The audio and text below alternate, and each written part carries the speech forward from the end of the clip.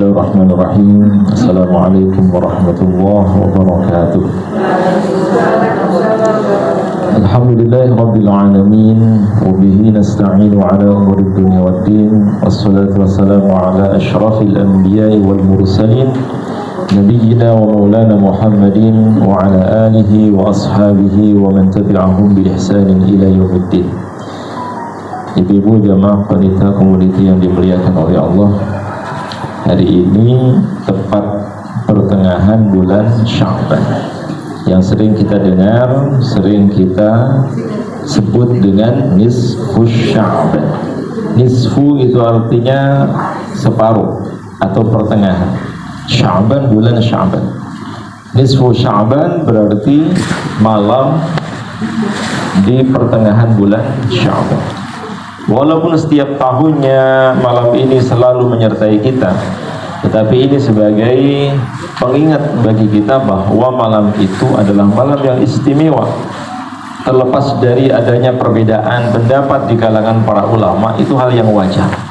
Tapi yang kita yakini bahwa malam nisfu Sya'ban, malam pergantian pertengahan pada bulan Sya'ban, itu adalah malam yang berbeda dengan malam-malam lainnya. Kenapa saya katakan berbeda? Karena banyak sekali riwayat, banyak sekali keterangan yang menunjukkan tentang keutamaannya. Yang jelas Lailatul Qadar. Hanya saja Lailatul Qadar itu kan masih misteri. Kapan terjadinya? Apakah pada malam pertama bulan Ramadan, ataukah pada pertengahan bulan Ramadan, atau malah di 10 hari terakhir bulan Ramadan? Tidak ada yang tahu. Hanya saja yang jelas bahwa Lailatul Qadar ada pada bulan Ramadan. Sedangkan nisfu Sya'ban ini sudah jelas. Nisfu itu artinya separuh, Sya'ban ya Sya'ban. Tanggalnya jelas. Kalau berdasarkan pengamatan ru'ya,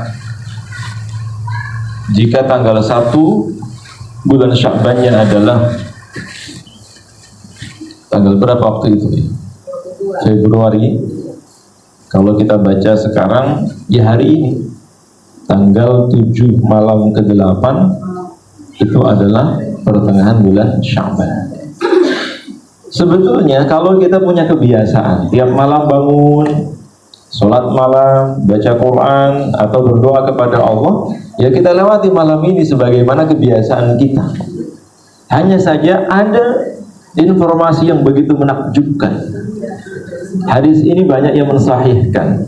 Rasulullah mengatakan bahwa Allah turun ke langit dunia pada malam pertengahan bulan Sya'ban untuk mengampuni semua dosa hamba-hambanya.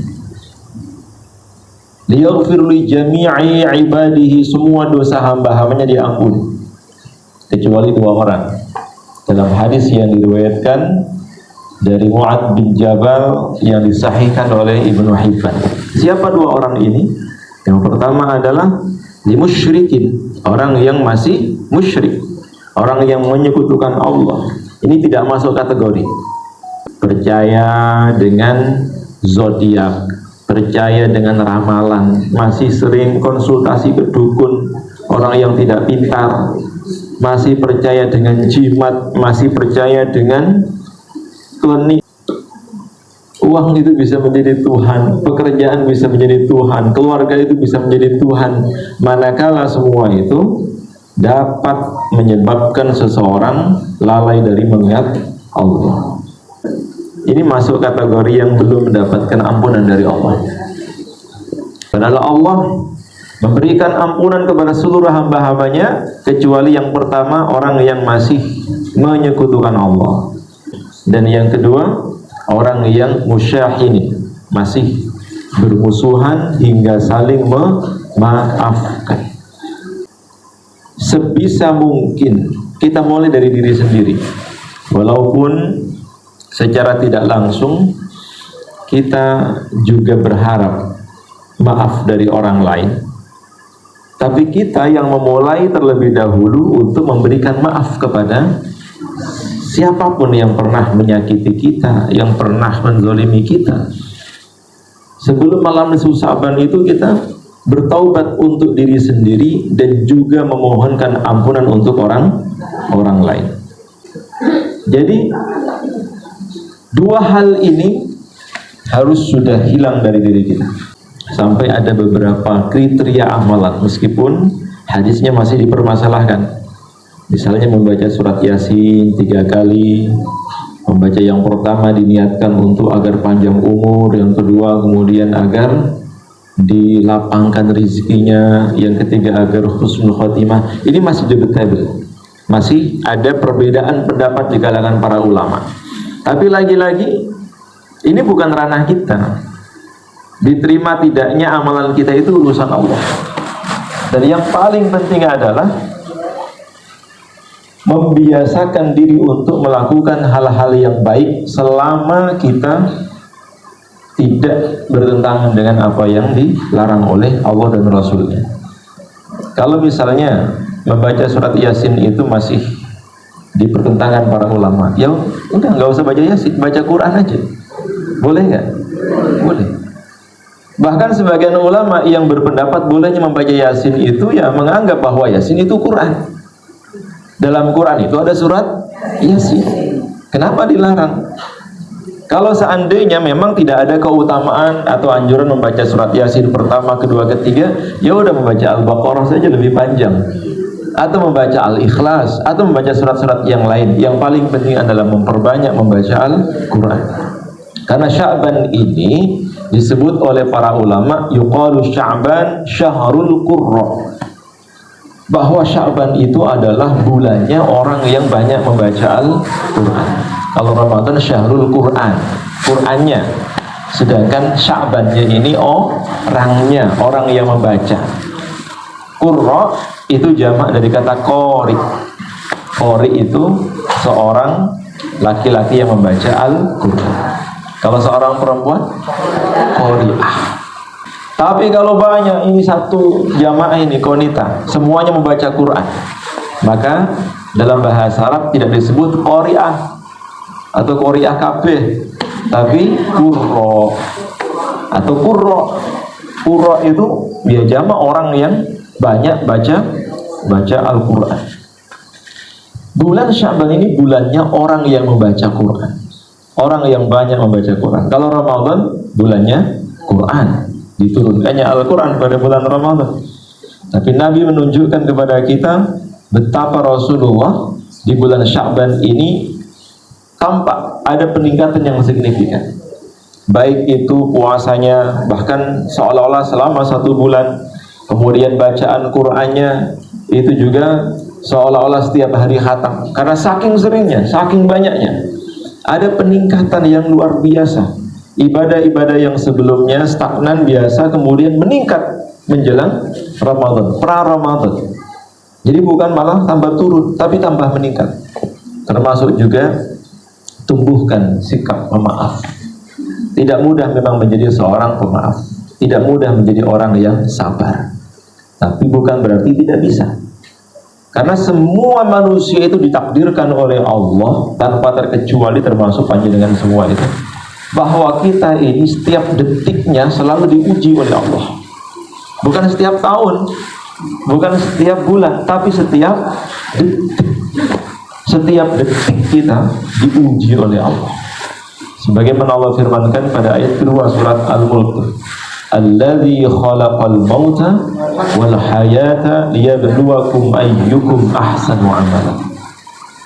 Sesungguhnya dialah yang menciptakan kematian dan kehidupan, keduanya adalah sebagai ujian bagi kalian siapa yang terbaik amalnya.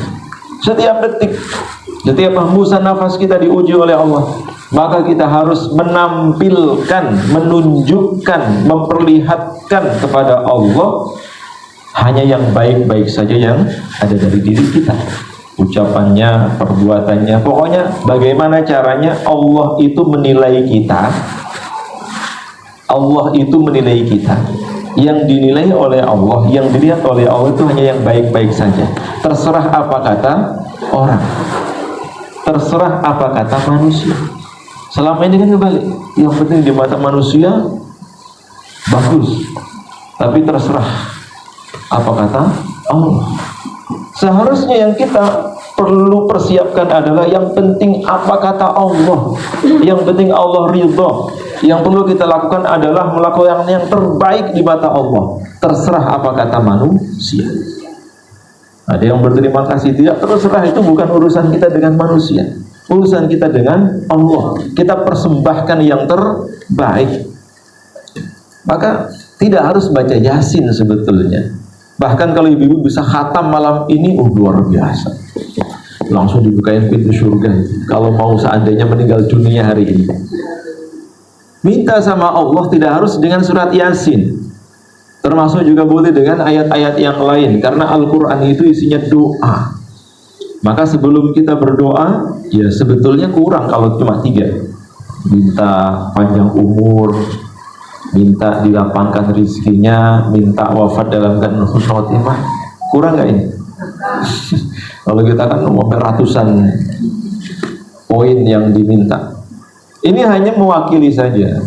Minta agar umur kita dipanjangkan dalam ketaatan.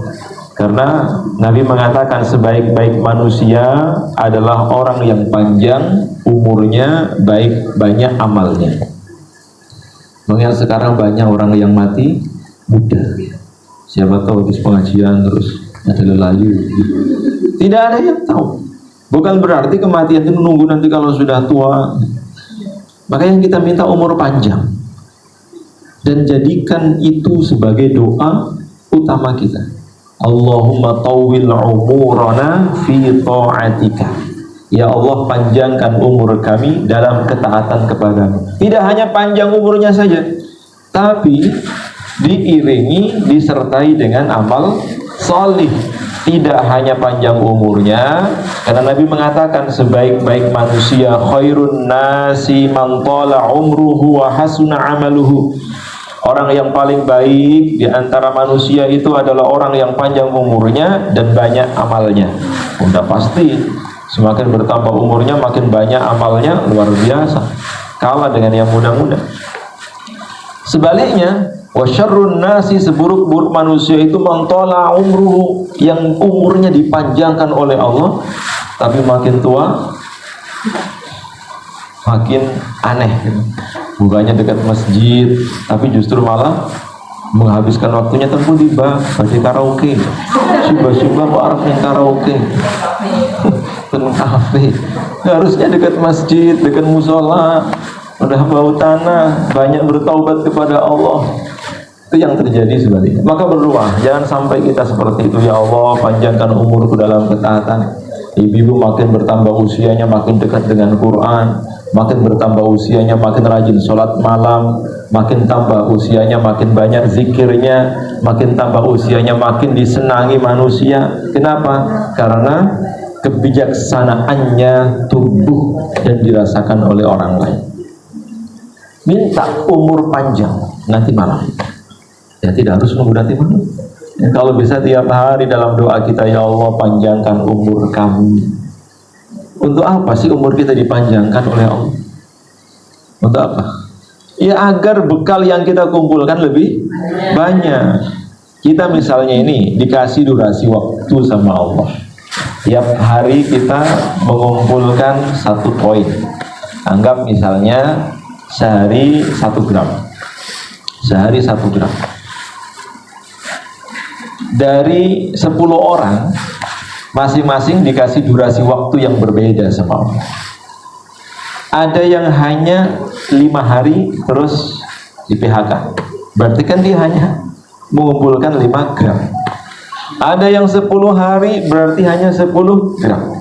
Ada yang 100 hari berarti hanya 100 gram.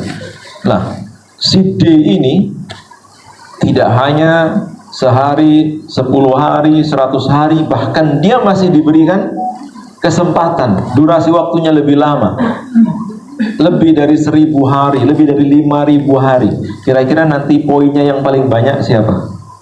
Iya, yang D ini, yang terakhir ini. Sama halnya dengan kita. Tanpa kita sadari, kita ini sedang ngumpulin bekal. Bekal untuk kita bawa pulang, bekal untuk kita bawa menghadap Allah. Ada yang bekalnya sedikit, cuma bawa sak kantong kresek, itu pun ya kiloan. ada yang bawa 2 kantong kresek, ada yang bawa apa lagi itu?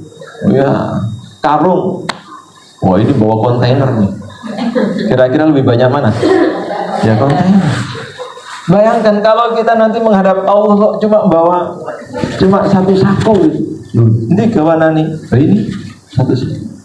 Sedangkan kita melihat teman kita bawa 1 kresek, melihat yang lain bawa 2 kresek, melihat yang lain lagi bawa 1 tas, bawa 1 karung. Iri nggak kita? Iri. Maka setiap hari kita itu sebetulnya bertransaksi kepada Allah. Yang namanya bisnis jual beli, ada untung ada rugi. Maka jangan sampai kita termasuk orang yang rugi. Jangan sampai kita orang yang buntung. Setiap hari ini kita menjual diri kita kepada Allah. Apa keuntungan yang kita peroleh dari Allah? Kita jual ibadah kita kepada Allah, Allah beli. Maksudnya begitu. Maka setiap hari 24 jam itu kan produktivitasnya berbeda-beda. Misalnya ini A dan B, waktunya sama 24 jam. Si A startnya mulainya jam 3 malam. Jam 3 sudah bangun tahajud, sholat malam. Sedangkan si B, si ngorok, dia baru mulai start jam 7 pagi. Skala start duluan kan. Padahal si A ini dari jam 3 malam terus menerus memproduksi ibadah, baca Quran, sholat subuh, sholat syuruk, sholat duha, ngaji, pengajian dan seterusnya. Dan kita semua ini juga diperintahkan oleh Allah untuk beramal. Faqul ya'malu, dan beramalah, bekerjalah. Nanti hasil dari amal kita, hasil dari pekerjaan kita ini ditimbang. Fa amma man saqulat mawazinu fa huwa fi 'ishatir radiyah. Oh, ini timbangannya berat nih. Maka tempatnya fa huwa fi 'ishatir radiyah. Mana itu? Kehidupan yang penuh dengan kebahagiaan, surga. Sebaliknya, datang orang berikutnya, wa amma man khaffat mawazinu, setelah ditimbang, mana bawaanmu, mana bekalmu, cuma sedikit, ditimbang puing, maka fa ummuhu hawiyah, tempat kembalinya neraka hawiyah.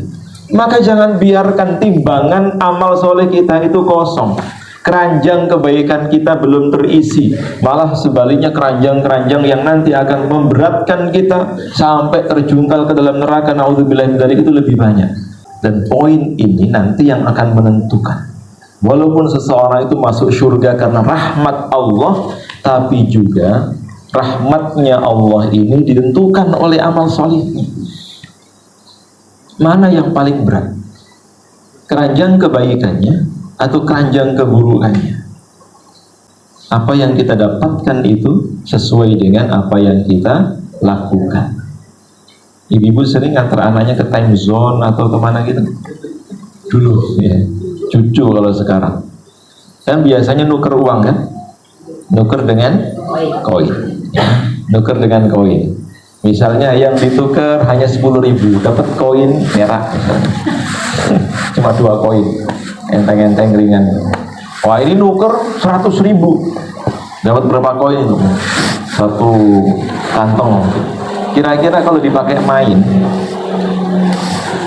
yang paling cepat habis yang mana? Cuma 2 koin tadi itu, baru kludik. Main belum juga sampai selesai, belum juga puas, habis. Kenapa? Durasinya terbatas. Tapi yang koinnya banyak nanti, dia akan terus-menerus menikmati permainan itu. Bahkan ketika yang lain sudah tidak lagi bisa menikmati yang diinginkan, mereka yang koinnya banyak masih bisa menikmati. Dan nggak bisa orang yang pertama, bu, jalur koinnya nggak bisa, tidak bisa. Kalau dalam bahasa Al-Quran, ibadah kita yang berbuah pahala itu, pahala ini akan menjelma menjadi cahaya, dan nanti ada dinding pemisah di akhirat. Meskipun dulu serumah, sebagai suami istri, sebagai orang tua dan anak, tapi masing-masing itu memproduksi amalnya sendiri-sendiri.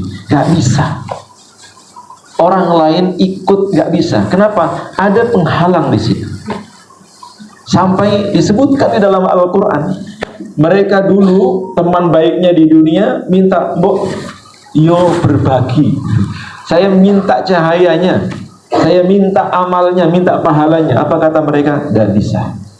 Kembalilah engkau ke dunia untuk mendapatkan, mencari cahaya yang dulu engkau tinggalkan. Tapi gak mungkin bisa. Yang ada hanya penyesalan, tinggal penyesalan. Jadi penting kita minta sama Allah agar dipanjangkan umur kita. Masuk ya, kita sebagai orang tua, ya Allah panjangkan umur saya, biar nanti saya bisa menggendong cucu saya. Nikah aja belum gendong cucu. Ya Allah panjangkan. Kan banyak orang tua yang belum sempat melihat dan merasakan kebahagiaan yang dirasakan oleh anak cucunya. Orang tua belum pernah merasakan kebahagiaan yang dirasakan oleh anak-anaknya. Kenapa? Karena sudah ditakdirkan meninggal dunia. Coba kalau seandainya Allah panjangkan umurnya sehingga bisa melihat kebahagiaan putra-putrinya, kebahagiaan cucu-cucunya, dan dia juga bisa merasakan kebahagiaan yang sama, tentu lebih bahagia daripada hanya bisa melihat dari alam barzakh. Ada yang hanya bisa melihat dari alam barzakh, belum merasakan di dunia. Maka minta sama Allah, ya Allah panjangkan umur kita, bukan dalam kemaksiatan tapi dalam ketaatan. Walaupun umur itu rahasia Allah, maka orang yang ditakdirkan oleh Allah sakit sampai tidak kunjung sembuh, tetap tidak boleh pesimis, masih harus optimis. Bahkan Nabi mengajarkan kepada mereka sebuah doa khusus.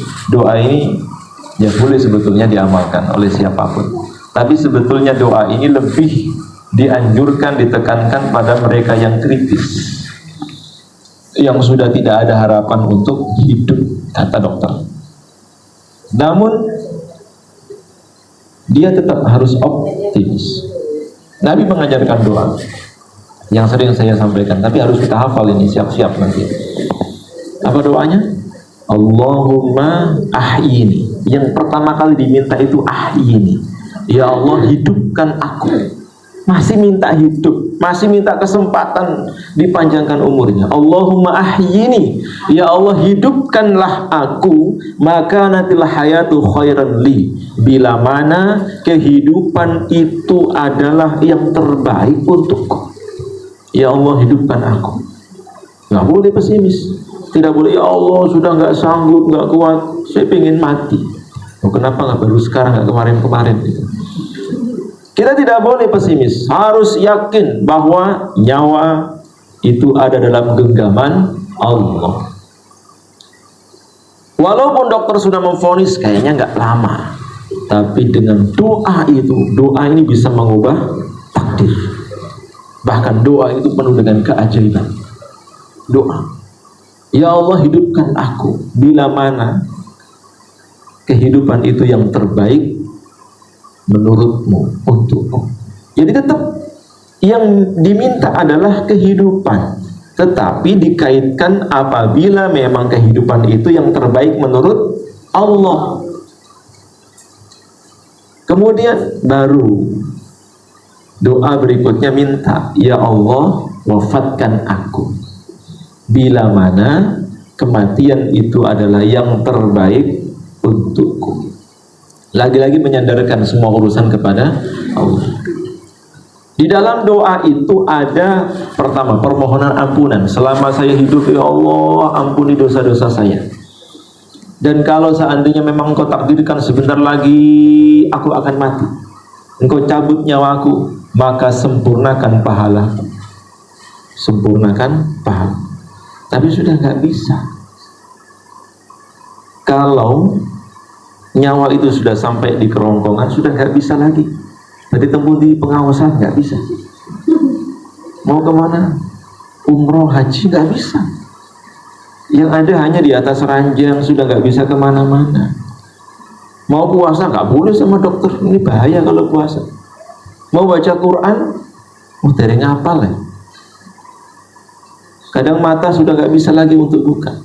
Jadi selama kita masih hidup, ini kesempatan yang Allah berikan kepada kita ini begitu luar biasa. Kita masih bisa ambil Quran, kita masih bisa wudhu untuk sholat duha, sholat hajat, sholat malam. kita masih bisa pengajian, kita masih bisa puasa, maka doa ini secara tidak langsung merupakan penyesalan. Kenapa enggak dari dulu-dulu menjadi baik? Nah, minta umur panjang sama Allah. Kemudian yang kedua, minta agar diwafatkan dalam keadaan husnul khotimah nanti malam ya. Walaupun doa ini kapanpun diminta boleh, tapi khusus untuk nanti malam sertakan doa ini.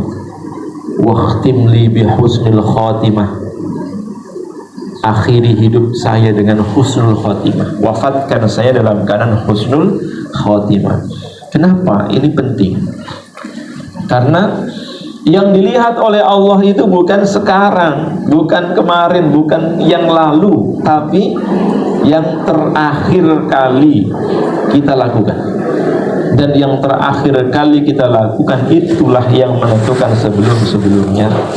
Termasuk itu sangat menentukan apa yang kemarin kita lakukan terkait dengan dosa-dosa.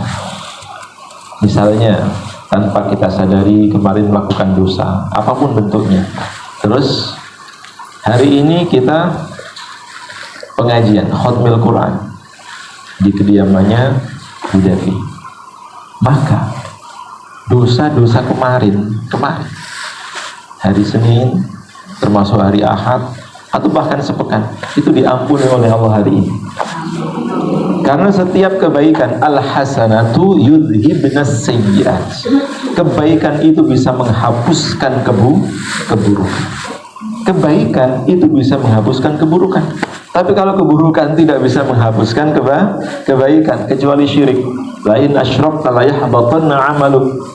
Kecuali kalau syirik. Tapi kalau dosa-dosa biasa, kebaikannya masih. Sedangkan kebaikan ini powerful. Satu kebaikan menghapuskan dosa masa lalu. Jadi kalau orang itu hari ini isinya baik, maka yang kemarin sudah di-delete sama Allah, dihapus sama Allah, dibersihkan sama Allah. Karena hari ini sangat menentukan, terutama akhir dari kehidupan seseorang. Karena akhir dari kehidupan seseorang itu sangat ditentukan oleh kebiasaan sebelumnya. Kalau kebiasaan sebelumnya hanya mikir akhirat, maka semakin mendekati ajal, pikirannya hanya akhirat, dan akhirat. Tapi kalau kebiasaan sebelumnya mikir dunia, maka nanti akhir kehidupannya juga dunia. Nyawa tinggal 1/4 tapi masih mikir, siswa aku mangan opo, sudah sebentar lagi menghadap Allah masih mikir makan. Padahal orang itu kalau sudah meninggal dunia, nyawanya itu sudah tinggal sedikit, sudah diputus oleh Allah jalan rezekinya, sudah habis rezekinya. Maka semakin sering kita mikir akhirat itu bukan berarti meninggalkan dunia. Mikir akhirat itu gimana, misalnya besok Ramadan saya sedekah apa, saya sedekahkan kemana, itu mikir akhirat. Khatam berapa kali, iktikaf di mana, apalagi sholat tarawih 1 juz atau 1/4, jangan yang penting cepat, jangan. Itu sudah bukan lagi masanya. Kalau disuruh milih, harusnya bukan milih mana yang lebih cepat atau yang lama, bukan lagi yang cepat, tapi yang bisa membawa kita kepada kekhusyuan. Minta husnul khotimah. Kenapa kita harus minta husnul khotimah? Karena kita tidak tahu, dan tidak ada seorang pun yang tahu bagaimana cerita akhir dari cerita kehidupannya. Banyak orang yang sebelumnya dianggap baik, kelihatannya baik, tapi akhir dari kehidupannya memprihatinkan. Begitu pula sebaliknya, ada orang yang dulu ketika masih hidup dianggap tidak baik, tetapi justru di akhir hayatnya dia adalah orang yang paling baik. Termasuk wafat dalam keadaan husnul khotimah itu bukan hanya diakhiri dengan amalan yang baik, termasuk juga dalam kondisi yang baik, keadaan yang baik. Oleh karena itu orang yang paling panjang umurnya, orang yang paling panjang hidupnya, berarti kesempatan beramal solehnya lebih banyak.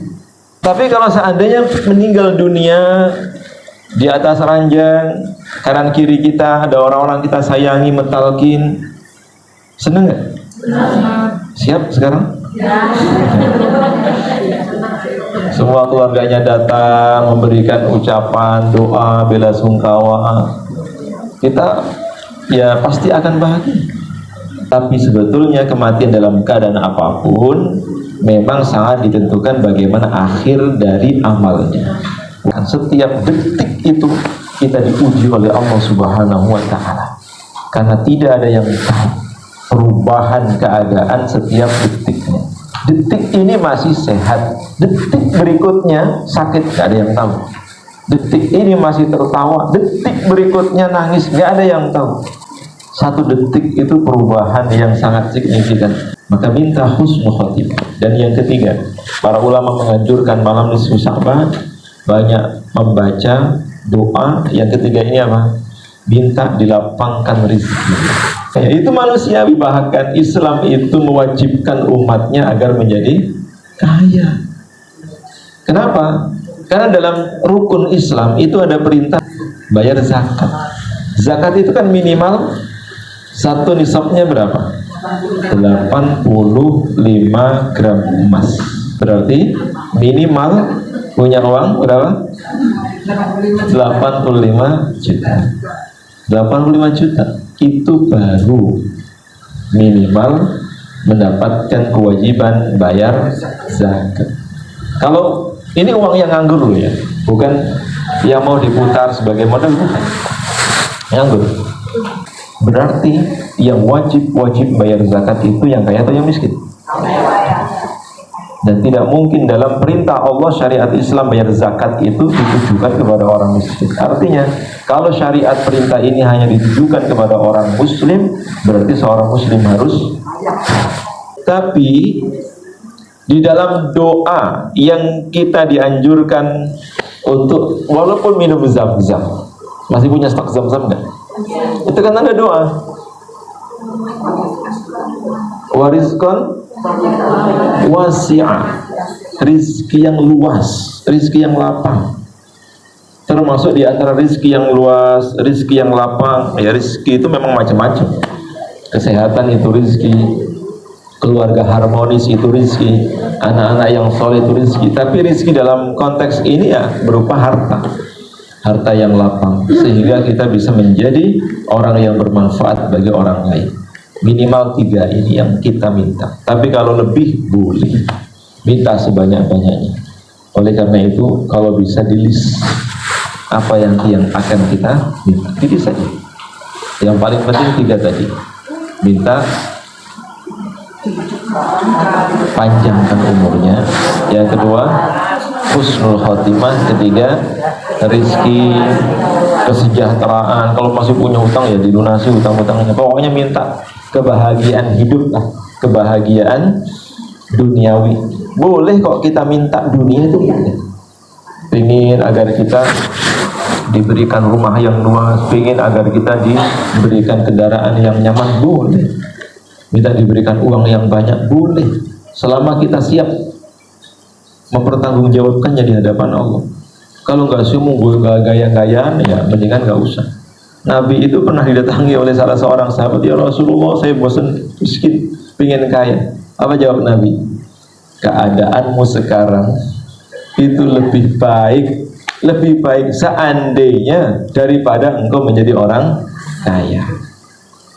Kaget sahabat lu, kok bisa wahai Rasulullah, saya itu sudah bosan miskin, kok malah engkau mengatakan miskin itu lebih baik daripada kalau seandainya saya menjadi kaya.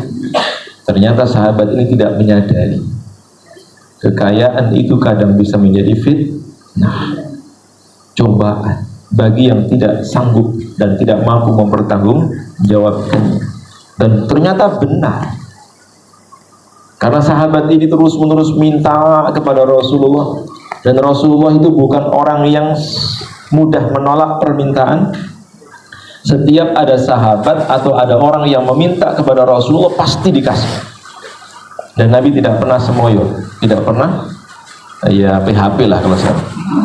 Nabi itu setiap ada orang datang dikasih, sampai hartanya Nabi itu habis. Saking banyaknya orang yang datang, ya kok bisa gitu sampai segitunya. Ya, kalau kita kan, dia eman kan? Nabi nggak minta. Karena prinsipnya Nabi itu ada orang nih datang minta dikasih, sampai harta Nabi itu habis. Ternyata benar, orang yang dulu diingatkan oleh Nabi bahwa keadaanmu ketika kamu miskin itu lebih baik. Karena saat itu sahabat ini, karena kondisinya, karena dia miskin, tidak banyak kesibukan, sehingga dia kalau sholat di awal waktu dan selalu berjamaah. Di awal waktu, kadang sebelum adzan sudah datang, ngersihin masjid, beri lampu masjid, selalu berjamaah. Rawatibnya, sunnahnya terjaga. Bahkan didoakan Rasulullah jadi kaya, usahanya maju, bisnisnya berkembang. Udah mulai nggak sempat ke masjid. Sudah meninggalkan masjid, meninggalkan berjamaah, bahkan bukan hanya masbuk, sudah tidak sempat sholat, apalagi pengajian seperti ini.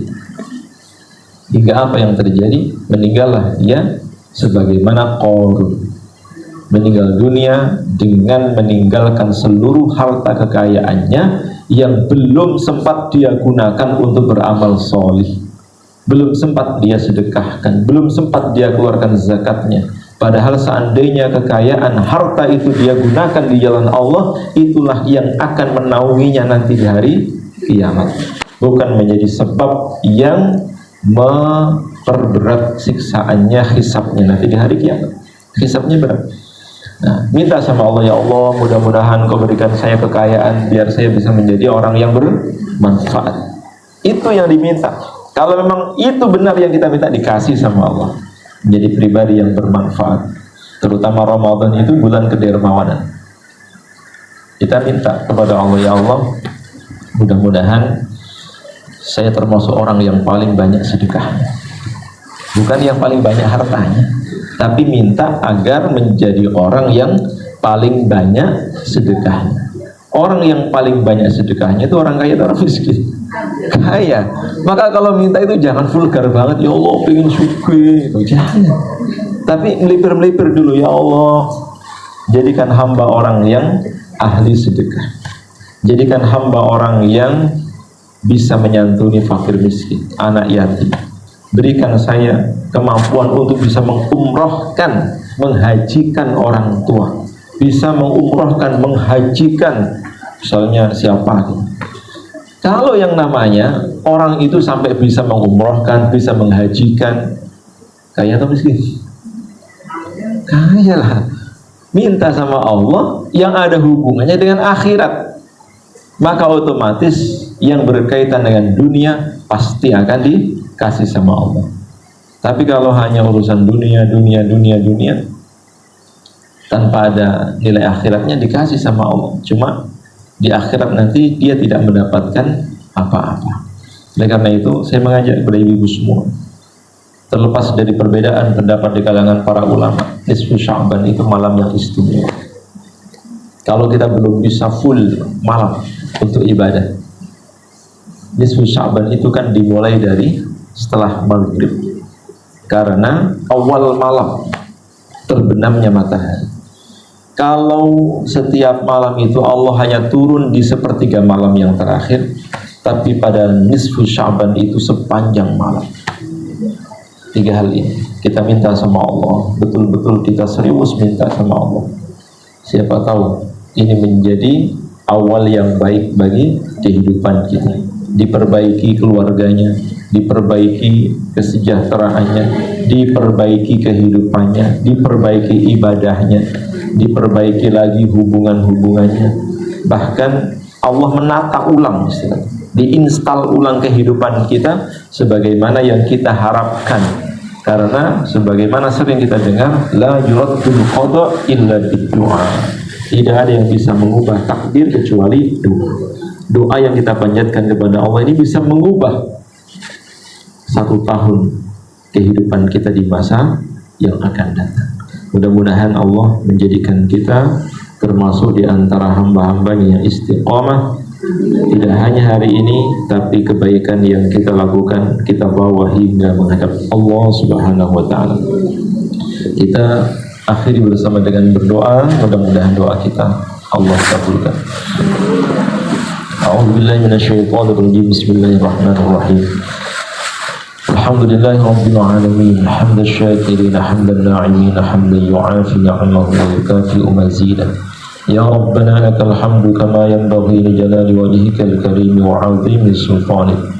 Allahumma inna nas'aluka al-huda wat tuqa wal 'afafa wal ghina wal mauta 'ala dinil Islam. Allahumma la sahla illa ma ja'altahu sahlan wa anta taj'alul hazna idza syi'ta sahlan.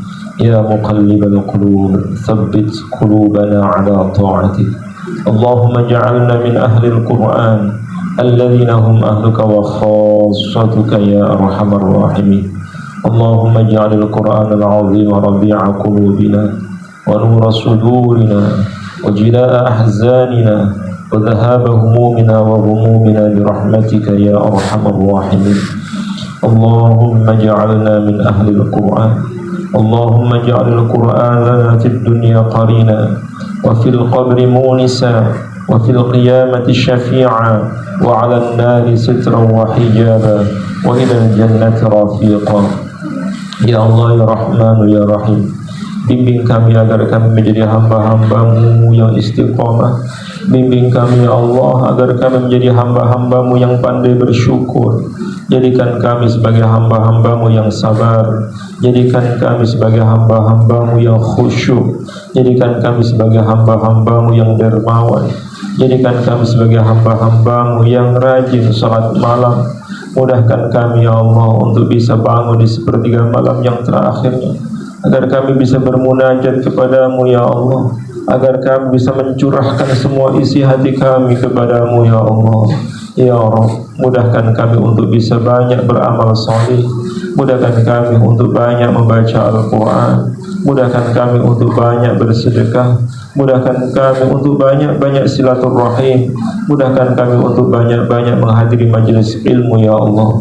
Ya Rabb, jadikan khatmul Quran kami ini bukan akhir dari segala-galanya, melainkan Engkau berikan kemampuan kepada kami untuk bisa lebih dekat lagi dengan Quran, sehingga kami mampu membacanya sepanjang hari, sepanjang malam. Jadikan Al-Quran sebagai teladan kami ya Allah. Jadikanlah ia sebagai pelipur lara kami di alam kubur nanti.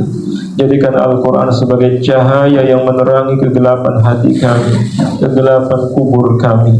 Jadikan Al-Quran sebagai syafaat bagi kami, yang mengantarkan kami meraih keselamatan dan menyelamatkan kami dahsyatnya api neraka. Serta jadikan Quran untuk bisa yang mengantarkan kami hingga surga-Mu yang paling tinggi ya Allah. Ya Allah, dengan Quran ini sembuhkan segala penyakit kami. Dengan Quran ini angkat sakit kami ya Allah. Dengan Quran ini obati semua penderitaan kami ya Allah. Dengan Quran ini sejukkan ya Allah kehidupan kami. Dengan Al-Quran ini tentramkan jiwa kami ya Allah. Dengan Al-Quran ini lapangkan dada kami ya Allah. Dengan Al-Quran ini ya Allah berikan kami hidayah-Mu untuk senantiasa berada di jalan yang Engkau ridhoi. Dengan Al-Quran ini ya Allah kami mohon kepada Engkau kehidupan yang baik, kematian yang baik, surga yang baik, tempat tinggal di dunia yang baik, dan tempat tinggal di akhirat yang baik. Dengan Quran ini ya Allah jadikan semua kami yang hadir pagi hari ini ada di dalam surga-Mu yang paling tinggi. Ya Allah, ya Rahman, ya Rahim, ampuni dosa-dosa kedua orang tua kami, dosa-dosa keluarga kami, dosa kami semua ya Allah. Jangan Kau biarkan kami larut dalam dosa, dan ampuni setiap dosa-dosa yang kami lakukan dengan amal salih yang Engkau hidayahkan kepada kami ya Allah. Wafatkan kami dalam keadaan husnul khawatimah. Wafatkan kami setelah Engkau menerima taubat kami. Dan setelah kami memohon ampun kepadamu ya Allah, maka sempurnakan amal ibadah kami sebelum Engkau mencabut nyawa kami ya Allah. Ya Allah, jadikan kami semua sebagai hamba-hamba-Mu yang mudah melakukan kebaikan dimanapun kami berada. Jadikan kami sebagai hamba-hamba-Mu yang mudah memaafkan kesalahan orang lain. Jadikan kami sebagai hamba-Mu yang mudah berzikir mengingat-Mu kapanpun dimanapun kami berada. Ya Allah, panjangkan umur kami dalam ketaatan kepadamu ya Allah. Kami mohon kepada Engkau wafatkan kami dalam keadaan husnul khatimah. Jadikan kehidupan kami ini ya Allah kehidupan yang penuh barakah, penuh dengan kemudahan, kehidupan yang penuh dengan keridhaan, hingga Engkau wafatkan kami dari dunia yang fana ini ya Allah. Ya Rabb, ampuni dosa-dosa kami, terimalah amal ibadah kami, kabulkan doa-doa kami. Rabbana atina fid dunya hasanah wa fil akhirati hasanah wa qina azaban nar wa adkhilna al-jannata ma'al abrar ya aziz ya ghaffar ya rabbal alamin. Wa sallallahu ala nabiyyina wa maulana Muhammadin wa ala alihi wa sahbihi wa sallim ajma'in. Subhana rabbika rabbil izzati amma yasifun. Wassalamun ala al-mursalin walhamdulillahi rabbil alamin. Mudah-mudahan Allah kabulkan doa-doa kita dan mengampuni dosa-dosa kita, serta memanjangkan umur kita dan menjaga kesehatan kita hingga kita Allah pertemukan dengan bulan Ramadan. Karena sudah mendekati bulan Ramadan, secara pribadi kami mohon maaf yang sebesar-besarnya bila selama berinteraksi, selama Allah pertemukan kita ada ucapan perbuatan yang kurang berkenan, mohon dimaafkan. Termasuk sebelum jenengan minta maaf sudah saya maafkan duluan, sehingga Ramadan kita penuh dengan ampunan dari Allah karena kita sudah saling memaafkan. Demikian yang bisa saya sampaikan, kurang lebihnya mohon maaf. Billahi taufiq wal hidayah. Assalamualaikum warahmatullahi wabarakatuh.